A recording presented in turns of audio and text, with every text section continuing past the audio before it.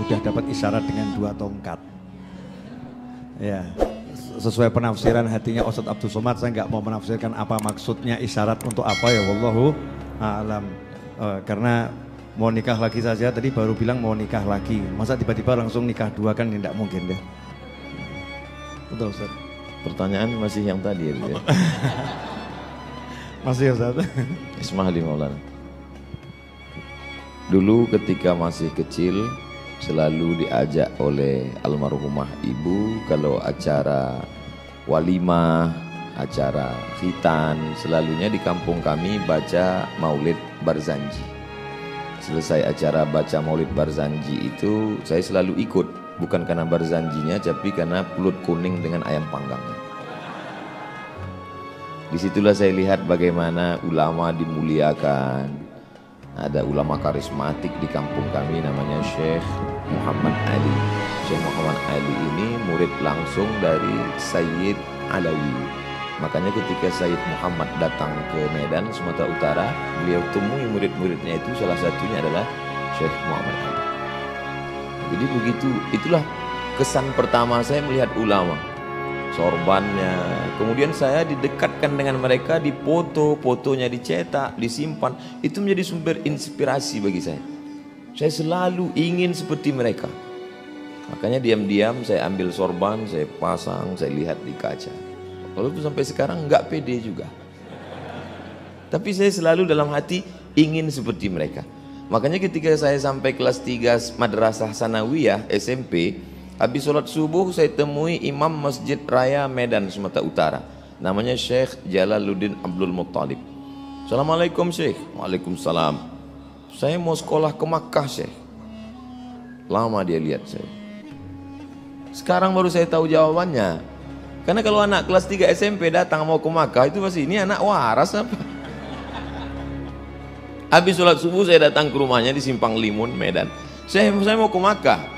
Dia tanya, kamu kelas berapa sekarang? Baru tamat sanawiyah di Al-Jamiatul Wasliyah. Nanti setelah taman aliyah datang ke sini. Jadi dari dulu saya selalu ingin seperti mereka, ingin menuntut ilmu di mana mereka menuntut ilmu. Selalu terobsesi, dan itu adalah dari pendidikan keluarga. Saya masih ingat dulu ketika dipesankan oleh orang tua, ada laki-laki namanya Syarif, kalau perempuan namanya Syarifah. Nanti kalau kau ketemu dengan mereka, jangan jalan di belakang mereka, jangan jalan di depan mereka. Kalau jalan di belakang mereka, jangan tatap mereka lama-lama, itu kurang adab, kau tundukkan pandanganmu. Nanti kalau kau jalan depan mereka, punggungmu berbisul. Bagi saya itu nasihat yang biasa, tapi sekarang saya pahami itu. Allah temukan saya dengan Syarif, Allah temukan saya dengan Syarifah. Saya biarkan bagaimana cara Allah, skenario Allah mempertemukan saya dengan ulama-ulama besar itu. Tiba-tiba kontrak dengan TV nasional yang sudah dijanjikan 3 hari di Jakarta batal. Lalu kemudian saya cari hotel tempat Habib Umar bin Hafiz menginap, Hotel Crown, 3 tahun yang lalu. Saya nginap di situ. Niat saya cuma mau ngelihat beliau sholat subuh dari jauh. Maka begitu saya tahu tempat ruang sholat subuh Convention Hall Hotel Crown, saya pun di belakang. Kemudian tak lama setelah itu ada yang mengajak saya ke depan, persis di belakang Habib Umar. Setelah selesai pas sarapan datang panitia, Ustadz Somad nanti yang menterjemah adalah Habib Jindan, dan Ustadz Somad yang akan menjadi pembawa acara. Lalu kemudian ketika di Istiqlal, saya akan hadir juga melihat beliau lagi, menikmati bagaimana bisa duduk dengan ulama, Masya Allah, Tabarakallah. Dan diminta saya duduk di atas majelis. Lalu kemudian dalam susunan ditulis akan bicara. Saya tidak bisa bicara apa-apa. Saya sampai di atas, saya cerita bahwa ada jamaah yang bermimpi sebelumnya seminggu. Ustadz Somad, saya mimpi melihat Ustadz satu majelis dengan Habib Umar. Apa maknanya Ustadz? Makna mimpimu adalah bahwa kita tetap dalam Ahlus Sunnah wal Jamaah. Pedenya saya menjawab seperti itu. Seminggu setelah itu baru saya tahu rupanya takwilnya salah. Takwilnya adalah memang kau akan benar-benar satu majlis dengan mereka. Jadi betul kata Nabi, al-mar'u ma'aman ahab. Kalau ada rasa cintamu di dalam, Allah akan pertemukan engkau dengan cara Allah, bukan dengan caramu. Berapa banyak kau ingin membuat suatu pertemuan, tidak bertemu kalau tidak kata Allah. Berapa lama saya mengimpikan bertemu dengan Buya Yahya, enggak ketemu. Tapi begitu ada satu momen di Batam kami bertemu satu majelis. Ustadz Somad, kata supir angkot, supir taksi, Ustadz dicari-cari Habib Novel. Ini videonya. Kalau ketemu dengan Ustadz Abdul Somad, bagi tahu dengan dia, saya mau ketemu dengan dia. Semua orang, saya lihat bagaimana cara Allah mempertemukan saya dengan Habib Novel. Gagal di Hong Kong. Datang orang Aceh mau melibur hati yang sedang sedih. 26 Desember, peristiwa tsunami. Bertemu di Banda Aceh dengan Habib Novel. Disandingkan kami dengan pakaian adat Aceh. Begitu Allah mempertemukan. Tidak di Solo, tidak di Riau, tidak di Jakarta.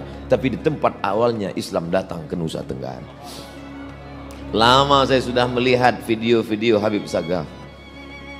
Ad-Doktor Al-Habib Sagaf Ibni Sayyidin Al-Hasan Baharun. Saya tonton.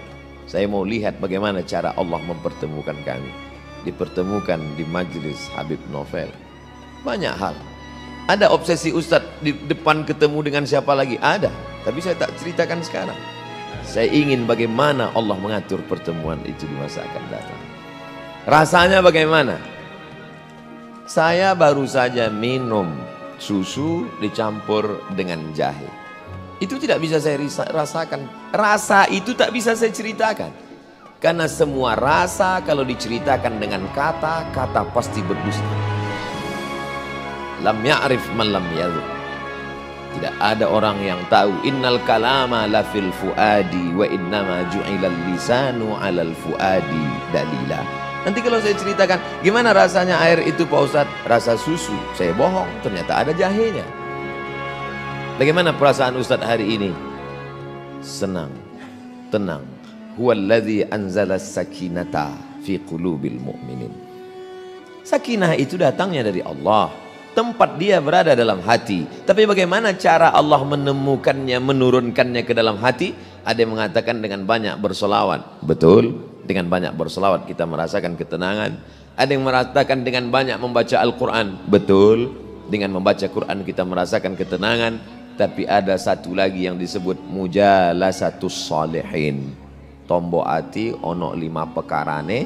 Salah satu diantaranya adalah duduk-duduk dengan orang soleh. Dan hari ini saya merasakan itu. Kalau ada orang yang tidak merasakan itu, dia perlu curiga apakah dia punya hati atau tidak.